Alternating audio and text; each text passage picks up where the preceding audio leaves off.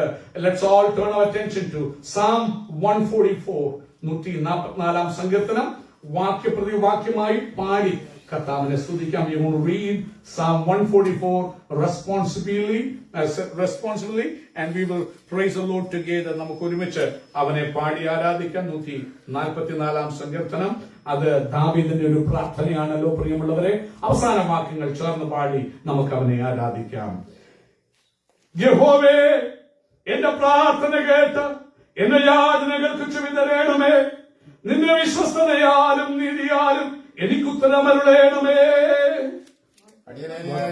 പ്രവേശിപ്പിക്കരുത്, ജീവനുള്ളവരാരും തിരുസന്നിധിയിൽ നീതിമാനായില്ലല്ലോ.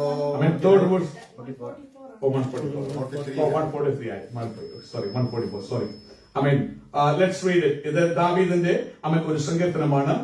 സ്തോത്രം ചെയ്യുന്നു. എന്റെ പാറയാകുന്ന യഹോവ വാഴ്ത്തപ്പെട്ടവൻ. അവൻ യുദ്ധത്തിന് എന്റെ കൈകളെയും പോരിന് എന്റെ വിരലുകളെയും അഭ്യസിപ്പിക്കുന്നു.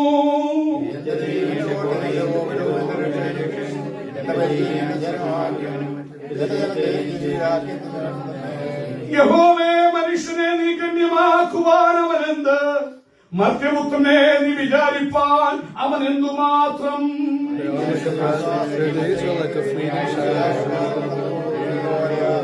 യഹോവേ, ആകാശം ചായച്ചിറങ്ങി വരേണമേ.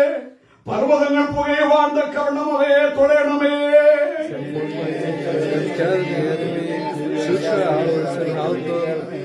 ഉയരത്തിൽ നിന്ന് തൃക്കൈ നീട്ടി എന്നെ വിടുവിക്കണമേ.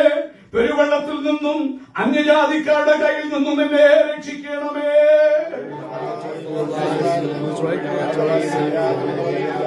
ദൈവമേ, ഞാൻ നിനക്ക് പുതിയൊരു പാട്ട് പാടും. 10 കമ്പിയുള്ള വീണ കൊണ്ട് ഞാൻ നിനക്ക് കീർത്തനം ചെയ്യോ.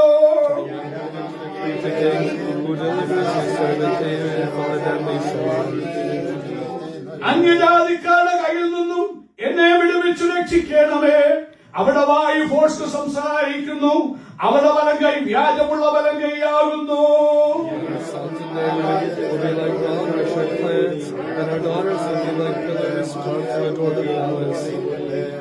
ഞങ്ങളുടെ കളപ്പുരകൾ വിവിധ ധാന്യം നൽകുവാൻ തക്കവണ്ണം നിറഞ്ഞിരിക്കട്ടെ. ഞങ്ങളുടെ ആടുകൾ ഞങ്ങളുടെ പുൽപ്പുറങ്ങളിൽ 1000-ആയും 10,000-ആയും പെറ്റുവരികട്ടെ.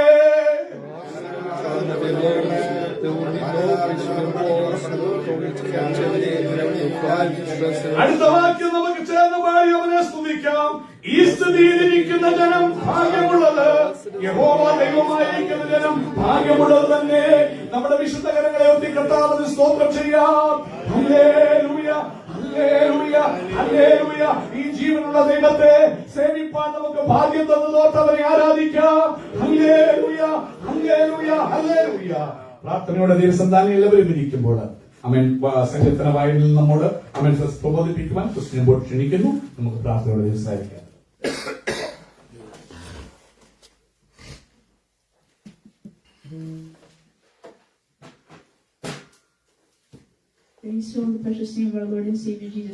കൂടെ വന്നിരിക്കുന്ന ഏവർക്കും വീണ്ടും എന്ന കർത്താവിന്റെ ധന്യനാമത്തിൽ എന്റെ സ്നേഹവന്ദനം. Thank God for another opportunity to stand in His presence and share from the Word on this Sunday morning. ഈ ഞായറാഴ്ച പകൽക്കാലം നിങ്ങളുടെ മധ്യത്തിൽ നിന്നുകൊണ്ട് ഒരിക്കൽ കൂടി ദൈവവചനത്തിൽ നിന്ന് പങ്കുവെക്കുവാൻ നാം നൽകി തന്ന ഈ മഹനീയ അവസരത്തെ ഓർത്ത് ഞാൻ ദൈവത്തെ സ്തുതിക്കുകയാണ്. Because there is not much time ahead of us and we have new guests here and a man of God and a woman of God here, we want to give them apt time, so I would like to only share a couple of thoughts from this psalm, not every single verse, and conclude my words. പ്രിയമുള്ളവരെ, നമ്മുടെ മധ്യത്തിൽ അതിഥികളുള്ളതുകൊണ്ട് കർത്താവിന്റെ ദാസ്യമുള്ളതുകൊണ്ട് അവർക്ക് എല്ലാം ആവശ്യമായ സമയം നമുക്ക് കൊടുക്കണമല്ലോ. അതുകൊണ്ട് എല്ലാ വാക്യങ്ങളും കൂടെ പോകുവാൻ എനിക്ക് ആഗ്രഹമില്ല. ചില ചിന്തകൾ മാത്രം ആ സങ്കീർത്തനത്തിൽ നിന്ന് നിങ്ങളുമായി പങ്കുവെച്ച് ഞാൻ ഇരിക്കുവാൻ ആഗ്രഹിക്കുകയാണ്. This was not the original psalm that I had intended to share from. In fact, it was this morning that I had decided to share from the word in Psalms today because there were some changes. ഇന്ന് പകൽക്കാലം ഈ സങ്കീർത്തനത്തിൽ നിന്നല്ല ഞാൻ സംസാരിക്കാൻ ഇരുന്നിരുന്നത്. വേറൊരു സങ്കീർത്തനമായിരുന്നു, 136 സങ്കീർത്തനമായിരുന്നു ചിന്തിച്ചിരുന്നത്. എന്നാൽ പെട്ടെന്ന് ഒരു മാറ്റം കടന്നു വന്നു. ചില ചേഞ്ചുകൾ അത് ഇന്ന് പകലാണ് സ്വന്തം അതിനെക്കുറിച്ച് ഒരു ചേഞ്ച്. കാരണം ഇന്ന് സ്വന്തം ചെയ്യുന്ന പ്രിയ ധനം ദൈവത്തിന് സംസാരിക്കുകയും പ്ലാൻ ചെയ്തിരുന്നുകൊണ്ട് പെട്ടെന്ന് ഒരു ചേഞ്ച് കടന്നു വരുവാനിടയായി തീർന്നു. If you take a look at verse 1, it says, "Blessed be the Lord my rock, who trains my hands for war and my fingers for battle. We know from this month, the Holy Spirit spoke to us and taught us that grace is required to perfect holiness. And we know that a characteristic of grace, in one of our key verses in Titus chapter 2, grace has the trait of teaching and instructing. And we see here that it is the Lord who teaches and trains our hands and our fingers for war and battle. ഒന്നാമത്തെ വാക്യം വായിക്കുമ്പോൾ പ്രിയമുള്ളവർ എങ്ങനെയാണ് നാം കാണുന്നത്? എന്റെ പാറയാകുന്ന യഹോവ വാഴ്ത്തപ്പെട്ടവൻ, യുദ്ധത്തിന് എന്റെ കൈകളെയും പോരിൽ എന്റെ വിരലുകളെ എന്ത് ചെയ്യുന്നു? അഭ്യസിപ്പിക്കുന്നു. ഈ മാസം പരിശുദ്ധാത്മ നമുക്ക് തന്ന ചിന്ത, ഈ വർഷത്തെ ചിന്താവിഷയമാണല്ലോ അവൻ വിശുദ്ധിയെ തികയ്ക്കുന്ന ഒരു വർഷം. എന്തിനാ നമ്മൾ ആരാധിക്കുന്ന പ്രാർത്ഥനയ്ക്ക് വരുന്നൊക്കെ നിത്യതയിലെത്താൻ വേണ്ടി, അല്ലാതെ അവൻ വന്നിട്ട് എത്ര വലിയ ഷോ കാണിച്ചിട്ട് പോയാലും അവിടെ എത്തിയില്ലേ എന്ത് പ്രയോജനം? അതുകൊണ്ട് ഈ മാസം പരിശുദ്ധാത്മ പറഞ്ഞു, വിശുദ്ധിയിൽ ജീവിക്കണം. എനിക്ക് നിങ്ങൾക്കും ആവശ്യമുള്ള ഒരു കാര്യമാണ് കൃപ. അതിനെക്കുറിച്ച് പറഞ്ഞപ്പോൾ തീത്തോസിന്റെ ലേഖനം 2-ാം അധ്യായം 11-12 വാക്യങ്ങളില് അവൻ നമുക്ക് രക്ഷാകരമായ ദൈവകൃപ ഉദിച്ചുവല്ലോ, അത് നമ്മെ ശിക്ഷിച്ചു വളർത്തുന്നു, അത് നമ്മെ പഠിപ്പിച്ചു വളർത്തുന്നു. എന്തിനാ?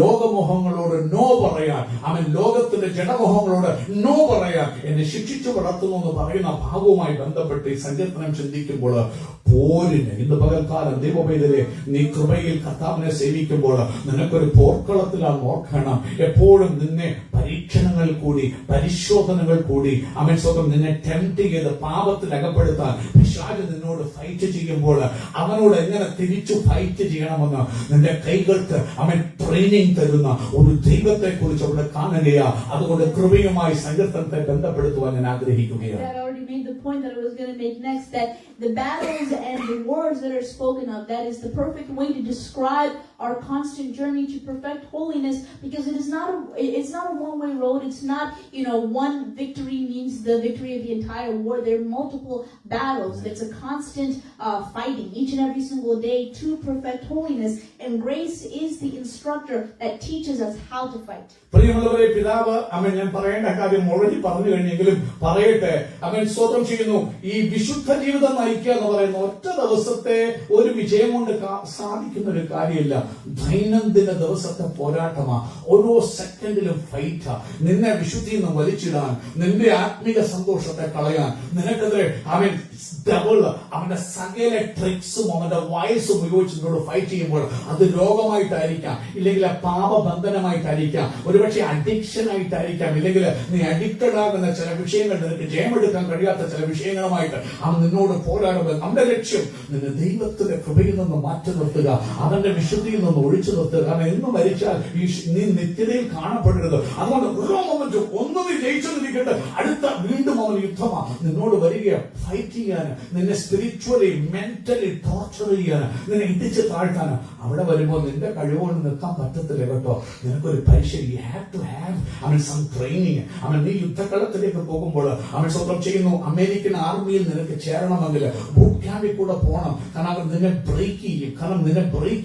കാരണം എന്താ? നാളെ ശത്രു നിന്നെ പിടിച്ചുകൊണ്ട് പോയി നിന്നെ ടോർച്ചർ ചെയ്യുമ്പോൾ രാജ്യത്തിന്റെ രഹസ്യം വെളിപ്പെടുത്തി കൊടുക്കാതിരിക്കേണ്ടതിന് നിന്നെ ബ്രേക്ക് ചെയ്യും. അതുകൊണ്ട് ട്രെയിനിങ് എന്നൊരു കാര്യമുണ്ട് കേട്ടോ.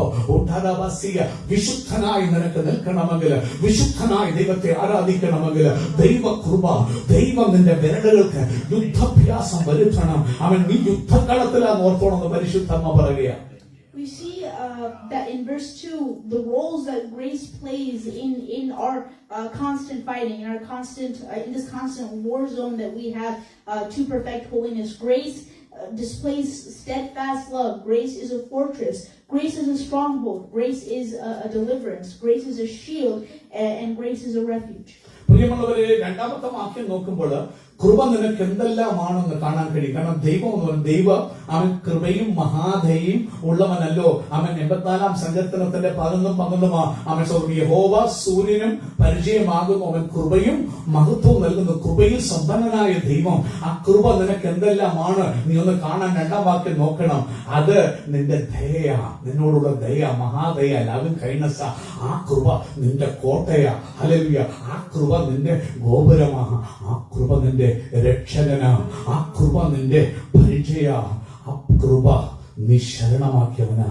ഇന്ന് നിന്റെ വിശുദ്ധിയും വേർപാടുമൊക്കെയും ദൈവത്തിന്റെ മാനദണ്ഡം വെച്ച് നോക്കുമ്പോൾ വളരെ വിദൂരതയിലായിരിക്കുമ്പോൾ ഇന്ന് പകൽ ഒരു കാരണവശാലും ദൈവസന്നിധിയിൽ നീതീകരിക്കപ്പെടാൻ നമ്മുടെ നീതിപ്രവർത്തികളെല്ലാം കറവുണ്ട തുണി പോലെ ഇരിക്കുമ്പോൾ ഇന്ന് പകൽക്കാലം നിന്റെ ശരണം, നിന്റെ റെഫ്യൂജ് എന്ന് പറയുന്നത് കൃപ മാത്രം. കൃപയെന്ന് പറഞ്ഞാൽ അർഹതയില്ലാത്ത പറയാത്ത മനസ്സെ അൽഭഭാര്യ ഇന്ന് ആരാധനയ്ക്ക് നിൽക്കുമോ കർത്താവേ, നിന്റെ ആ മാനദണ്ഡത്തിൽ നിന്ന് ഞാൻ വളരെ ദൂരെയാ.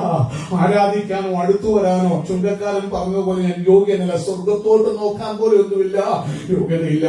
പിന്നെ എനിക്ക് ആകെയുള്ള ശരണം ആ കൃപയാണ്. കൃപ എന്റെ ശരണമാണ്, ഞാൻ ശരണമാക്കിയവനും. ആണ് അടുത്തത് പറയുക, എന്റെ ജനത്തെ എനിക്ക് നിന്റെ മുമ്പിലുള്ള സകല വൈതരണികളിൽ നിന്റെ കാൽ കീഴാക്കുന്ന ആ കൃപ ഇന്ന് പകൽക്കാലം. എനിക്കറിയില്ല നിന്റെ പ്രതിസന്ധി എന്താ. നിന്റെ കാൽ കീഴാക്കുന്ന കൃപ, നിന്റെ കൈകൾക്ക് അവൻ അഭ്യാസം വരുത്തുന്ന കൃപ ഇന്ന് പകൽക്കാലം നിനക്ക് ഇവിടെ വ്യാപരിക്കുന്നു. Verses 3 and 4. O Lord, what is man that you regard him, or the son of man that you think of him? Man is like a breath, his days are like a passing shadow. Again, what Dad mentioned about grace being an unmerited favor. There is nothing in this description of man that shows that he has any merit or worthiness of receiving this gift that he did not deserve. Grace. What is man that you regard him? Grace regards us despite our lowly estate. Amen. What is the son of man that you think of him? Grace constantly, because as we know, Christ is the embodiment of grace, and that grace is what gives us access to constant thoughts of God thinking of us. പ്രിയമുള്ളവരെ, അടുത്ത രണ്ട് വാക്യങ്ങൾ വായിക്കുമ്പോൾ കൃപ എന്താണെന്ന് മനസ്സിലാക്കുന്നു. അവിടെ പറയുക, യഹോവേ മനുഷ്യനെ നീ ഗണ്യമാക്കുവാൻ അവൻ എന്താ. ഇന്ന് പകൽക്കാലം എന്നെ ഓർക്കാൻ ഞാൻ എന്താ. പാപവും കുറവും അവിശ്വസ്തതകളും മാത്രം നിറഞ്ഞൊരു മനുഷ്യൻ എന്നെ ഓർക്കാൻ അവൻ ഞാൻ എന്ത്. അവൻ അടുത്ത് പറയുക, അവൻ മർത്യപുത്രൻ എന്നെ വിചാരിപ്പാൻ അവൻ എന്ത് മാത്രം.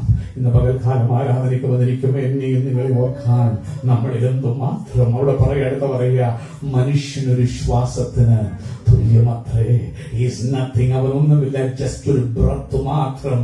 അവന്റെ ആയുഷ്കാലം ചാഞ്ഞു പോകുന്ന നിഴൽ പോലെ. ദൈവത്തിന് ഓർക്കത്തക്കവണ്ണം എന്നിൽ യാതൊരു മറിട്ടുമില്ല, ഒരു നന്മയുമില്ല, കുറവുകളല്ലാതെ. അതാ ഗ്രേസ്. നീ അർഹിക്കാതിരിക്കുമ്പോൾ, നീ ഓർക്കപ്പെടാൻ യോഗ്യനല്ലാതിരിക്കുമ്പോൾ നിന്നെ സ്വന്തമായി കണ്ട്, ഓ സ്വന്തം ഓമനപുത്രനെ കാൽവരി കുലമരത്തില് കശാപ്പ് ചെയ്യത്തക്കവണ്ണം, അവനെ ചതച്ചക്കത്തക്കവണ്ണം, അവനെ ഇടിച്ചു പൊടിക്കത്തക്കവണ്ണം നിന്നെ യോഗ്യനാക്കി എണ്ണിയ കൃപ, അർഹതയില്ലാത്ത unmerited gift. You know why? Because അവൻ സ്വന്തം ചെയ്യുന്നത്. അതുകൊണ്ടാണ് പൗലോസ് പറയുന്നത്, അവൻ തന്റെ ഓമനപുത്രനെ ആദരിക്കാതെ നമുക്ക് വേണ്ടി ഏൽപ്പിച്ച് തന്നവൻ. ഓ നീ അർഹത, ഗ്രേസ്. നിനക്ക് കൃപയില്ല, നിനക്കൊരു യോഗ്യത ഇല്ലാതിരിക്കുമ്പോൾ കണ്ടല്ലോ, നീ ഓർക്കാൻ നത്തിങ്. എന്നിട്ടും സ്വന്തം മോനെ നിനക്ക് തന്നില്ല. ഇന്നേക്ക് 2000 വർഷത്തിന് കാൽവറിയില്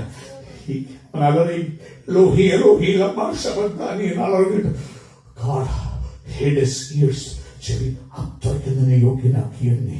അതാ ഗ്രേസ്. നീ ഓർക്കേണ്ടതിനെ എന്നിട്ടും നിന്നെ ഓർത്തുന്നില്ല. ഇന്ന് പകല് നീ ഇവിടെ ആരാധിക്കുമ്പോൾ നിന്റെ ഏത് പ്രശ്നത്തിനായിട്ട് ദൈവം മറുപടി തരാതെ നിന്ന് ഇന്ന് പകൽ ഞാൻ പോകുന്നത്, ഇന്ന് പകൽക്കാലം അവനെ അറിയ ആ കൃപയിലേക്ക് കടന്നു വരുവാൻ പരിശുദ്ധമ്മ പറയുകയാണ്. The last verses I'm going to be talking about are verses 10 and 11. Verse 10 says, who gives victory to kings, who rescues David, his servant, from the cruel sword. You don't have time to recite the entire history of David, but we know that David, near the latter end of his life, was known as a very famous, very effective warrior. Amen. But his abilities and his victories were from grace, because as we know, David's instructors were not the great military instructors of King Saul. It wasn't even King Saul himself. It wasn't any worldly wisdom or support. It was God's grace that taught him, who instructed his hands to war and his fingers to fight, even to the point where even in his old age, when Absalom, his son, was going against him, even the advisors, or an advisor that was sent by David to Absalom to try to thwart Ahithophel's advice, Hushai says, oh, your father's probably plotting against you. David wasn't, he was weak, but the fact that Absalom and the rest of the kingdom was like, he's probably strong enough to fight us. It's the fact that they didn't doubt for a second how strong David was, how effectively he proved himself in battle. All that is just to say that it was grace that continued sustaining David so that he was brought up to be such a warrior, even though we know that he started off in such a lowly estate. പ്രിയമുള്ളവരെ, കൃപയുടെ മഹത്വത്തെ കുറിച്ച് താഴെ വരുന്ന സമയമില്ലാത്തവർ പെട്ടെന്ന് 10-ാം വാക്യത്തിലേക്ക് പോകുക. അവിടെ ദാവീദ് പാടുകയാണ്, നീ രാജാക്കന്മാർക്ക് ജയം നൽകുകയും നിന്റെ ദാസനായ ദാവീദിനെ ദോഷകരമായ വാളിൽ നിന്ന് രക്ഷിക്കുകയും ചെയ്യുന്നല്ലോ. അവൻ ഒരു കാര്യം ദാവീദ് നല്ലവണ്ണം അറിയാം. ഹല്ലേലൂയ. അവന്റെ ഗ്രേസ്, അവന്റെ ചേട്ടന്മാരൊക്കെയും പട്ടാളത്തിൽ ട്രെയിനിങ് കിട്ടി, വാറിയർ ട്രെയിനിങ് കിട്ടിയവരാ. മാത്രമല്ല തനിക്ക് പിന്നീട് കർത്താവ് കൃപ കൊടുത്തതല്ലാതെ പരിശുദ്ധാത്മാവ് അവന് വിദ്യാഭ്യാസം പഠിപ്പിച്ചതല്ലാതെ വേറൊരു ട്രെയിനിങ്ങും ദാവീദിന് ഉണ്ടായിരുന്നില്ല. ഇന്ന് പകൽക്കാലം നിങ്ങൾ ചിലര് ബാറ്റിൽസ് കൂടി കടന്നു പോകുന്നവരായിരിക്കാം, കോടതി കേസുകൾ കൂടി കടന്നു പോകുന്നവരായിരിക്കാം. ഇന്ന് പകൽ എങ്ങനെ കർത്താവെ അതിന് നേരെ നീ വെറി ചെയ്യണ്ട. ഇന്ന് പകൽക്കാലം അവൻ എടുക്കവ. രാജാക്കന്മാർക്ക് ജയം കൊടുക്കുന്ന ഒരു സ്വർഗമുണ്ട്. അവൻ സ്വർഗം ദാവീദിനെ ദോഷകരമായ വാളിൽ നിന്ന് കാക്കുന്നൊരു കൃപയുണ്ട്. അവൻ സ്വന്തം ദാവീദിന് അവന്റെ കഴിവോ അവന്റെ കൈയുടെ കഴിവോ ഒന്നുമല്ല അവനെ വിജയിപ്പിച്ചത്. അവന് ട്രെയിനിങ് യാതൊന്നും കിട്ടിയിട്ടില്ല. ആകപ്പാടെ ടീക്കരി പയ്യന് അവൻ സ്വന്തം ചെയ്യുന്നത് ചേട്ടന്മാർക്ക് ആഹാരം കൊടുക്കാൻ വന്നപ്പോഴാണ് മല്ലനായ ഗോലിയാത്തിന്റെ വെല്ലുവിളി നിൽക്കുന്നത്. അവനെ ആരും പഠിപ്പിച്ച. കാരണം നോക്കി, അവൻ വാളും ഇട്ടു, പടച്ചട്ടയിട്ടു, അവൻ സ്വന്തം ചെയ്ത് പുള്ളിക്ക് നടക്കാൻ പോലും വയ്യ. അപ്പൊ ഇതൊന്നും എനിക്ക് വേണ്ട. അപ്പോൾ ദാവീദിനെ യുദ്ധം പഠിപ്പിച്ചത് ആരാ? അവൻ ശൗലല്ല, അവൻ പട്ടാളത്തിലെ പൊട്ടിക്കാമല്ല. അവന് കൃപ കൊടുത്തൊരു ദൈവം. അവന്റെ കയ്യിൽ കേവലം ഒരു കവണയും 5 കല്ലുകളുമായി പോയി മല്ലനായ ഗോലിയാത്തിനെ എറിഞ്ഞിട്ടെങ്കിൽ ഇന്ന് പകൽ നിന്റെ ജീവിതത്തിനെതിരെ വെല്ലുവിളിച്ചു നിൽക്കുന്ന മല്ലന്മാരായ ഗോലിയാത്തുമാര് അവൻ കയ്യിലെ വാളുകൊണ്ടോ നിന്റെ വിദ്യാഭ്യാസം കൊണ്ടോ അല്ല, ഇന്ന് നിനക്ക് അവരെ ജയിക്കാൻ കഴിവില്ല. നീ വിഷമിക്കണ്ട. ദൈവത്തിന്റെ ഗ്രേസിൽ ശരണപ്പെട്. രാജാക്കന്മാർക്ക് ജയം കൊടുക്കുന്ന ഒരു ദൈവമുണ്ട്. ദാവീദിനെ ദോഷകരമായ വാളിൽ നിന്ന് വിടുവിച്ചൊരു ദൈവമുണ്ട്. ഇന്ന് പകല് നീ ദൈവത്തിന്റെ കൃപയിൽ സമർപ്പിച്ചാൽ, നീ ദൈവകൃപയിലേക്ക് വന്നാൽ നിനക്ക് വേണ്ടി യുദ്ധം ചെയ്യുന്ന ഒരു ദൈവമുണ്ട്. നിനക്ക് വേണ്ടി ആകാശം കീറി ഇറങ്ങി വരുന്ന ഒരു ദൈവമുണ്ട്. ദാവീദിനെ ദോഷകരമായ വാളിൽ നിന്ന് വിടുവിച്ചൊരു ദൈവമുണ്ട്. ഇന്ന് പകൽ നിനക്കെതിരെ ഏത് കള്ളക്കേസുകൾ കൊടുക്കട്ടെ, നിനക്കെതിരെ ഏത് കുതന്ത്രങ്ങൾ അവർ ചെയ്യട്ടെ, എന്റെ ദൈവം ഇറങ്ങുമെന്ന് നിനക്ക് വേണ്ടി യുദ്ധം ചെയ്യുമെന്നും നിനക്ക് വേണ്ടി അവൻ ഇറങ്ങുമെന്ന് ഇസ്രായേലിന്റെ ഹോളി മണ്ണായിട്ട് നിനക്ക് വേണ്ടി റിവീൽഡാകുമെന്നും ഇന്ന് പകൽക്കാലം പരിശുദ്ധാത്മ പറയുക. അതുകൊണ്ട് ഇന്ന് പകൽക്കാലം കൃപയിലേക്ക് ഓടി വരാം. ആ കൃപ രാജാക്കന്മാർക്ക് ജയം കൊടുക്കും. അവ കൃപ നിന്നെ ദോഷകരമായ വാളിൽ നിന്നും രക്ഷിക്കും. Praying and praying to God for the grace that teaches our hands to war and our fingers to battle, who helps us in this constant battle that we have to perfect holiness. പ്രിയമുള്ളവരെ, ജീവിതത്തിൽ വിശുദ്ധിയെ തികച്ച് നാഥന്റെ വരവുകൾ, കർത്താവിന്റെ വരവുകൾ കാണപ്പെടാൻ വേണ്ടി കൊതിക്കുന്ന നാം ഓരോരുത്തരും ഇന്ന് പകൽക്കാലം ഈ സങ്കീർത്തനം നമ്മെ അനുശാസിക്കും വണ്ണം അകൃപയിലേക്ക് ഒന്ന് ശരണപ്പെടാൻ ഏൽപ്പിച്ചു കൊടുക്കാം. പറയാൻ, കർത്താവേ, അവൻ എനിക്ക് എന്റെ കൈകൾക്ക്, അവൻ സ്വന്തം എന്റെ വിരലുകൾക്ക് ദ്വഭ്യാസം വരുത്തുന്ന കൃപയാം ദൈവമേ ഇറങ്ങി വന്ന് ടീച്ച് മീ. എങ്ങനെ ഈ ലോകത്തിൽ പ്രതിസന്ധികളാൽ എന്നെ അറ്റാക്ക് ചെയ്യുമ്പോൾ ഡിപ്രസീവ് ആയിട്ട് ആൻസൈറ്റിയിലോട്ട് പോകാതെ അവൻ പരിശുദ്ധാത്മാവിനാൽ ട്രെയിൻഡായി ജീവിതത്തിന്റെ പ്രതികൂലങ്ങള്, ജീവിതത്തിന്റെ യുദ്ധങ്ങൾ, എന്റെ ജോലി തലത്തിലാകാം, കുടുംബതലത്തിലാകാം, അവൻ നിന്റെ ഫാമിലി ലൈഫിനോടുള്ള ബന്ധത്തിലാകാം, നിന്റെ പേഴ്സണൽ ആയിട്ടുള്ള ബന്ധത്തിലാകാം, നിന്നോട് പോരാടുന്ന രോഗമാകാം. It doesn't matter whatever it is. കർത്താവേ, എന്റെ വിരലുകൾക്ക് വിദ്യാഭ്യാസം വരും, തന്നെ പഠിപ്പിക്ക്. ഈ കഷ്ടങ്ങളെ നേരിടാൻ, ഈ പ്രതികൂലങ്ങളെ നേരിടാൻ, ഡിപ്രഷൻ വന്നിട്ട് ആൻസൈറ്റി മെഡിക്കേഷൻ എടുക്കാതെ അവൻ ധൈര്യത്തോടെ നിന്നാ ഞാൻ പടക്കൂട്ടത്തിന് നേരെ ഭാര്യ ചൊല്ലും. എന്റെ ദൈവത്താൽ ഞാൻ മതിൽ ചാടി കടക്കുമെന്ന് പറയാൻ ജീവിതം നിന്റെ നേരെ പ്രതിസന്ധികളെ വലിച്ചെറിയുമ്പോൾ ക്രിസ്തുവിൽ കൃപയേറ്റെടുത്തവനായി പ്രതിസന്ധികളെ പുഞ്ചിരിയോടെ നേരിടുവാൻ ഇന്ന് പകൽക്കാലം ആ യുദ്ധങ്ങളെ തികച്ച് നാഥന്റെ കാഹള ധ്വനിയിൽ അവനോടുകൂടെ കാണപ്പെടുവാൻ, വിശുദ്ധിയെ തികച്ച് ജീവിപ്പാൻ നമ്മെ തന്നെ കൃപയിൽ ശരണപ്പെടുത്താം. ഈ വചനങ്ങളാൽ ദൈവമായി കർത്താവ് നമ്മെ അനുഗ്രഹിക്കട്ടെ.